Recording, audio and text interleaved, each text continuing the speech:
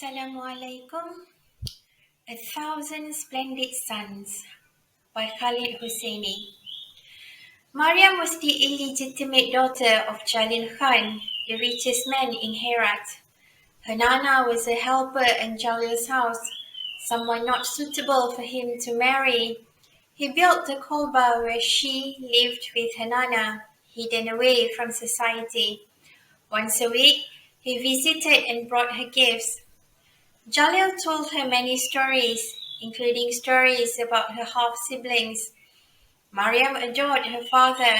She loved him more than Nana, who was often bitter and vindictive.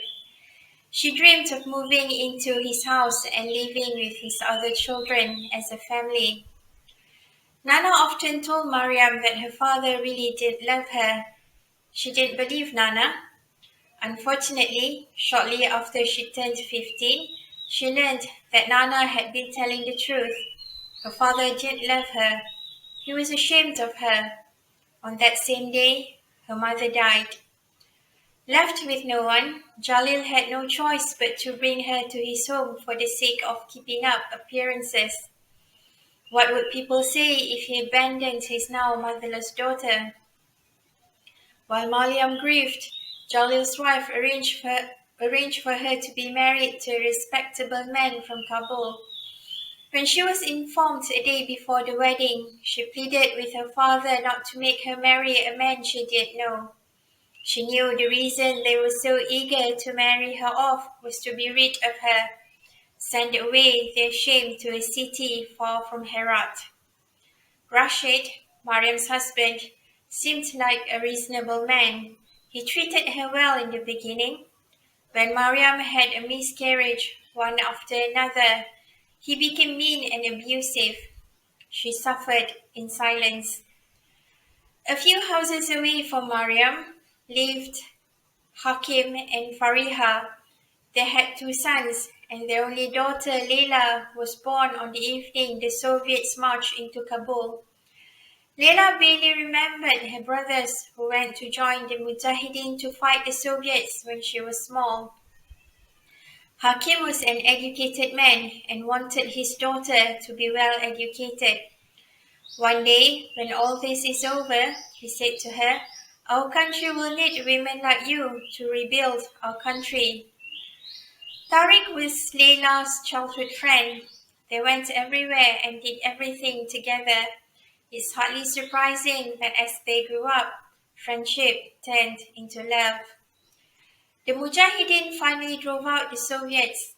Unfortunately, factions among them started fighting each other. The weapons that were used against the Soviets were now used to destroy one another, making life a living hell for the people of Kabul. Tariq informed Laila that his family decided to leave Kabul and go to Pakistan. From there, they're going to apply for relocation to another country. Leila was devastated.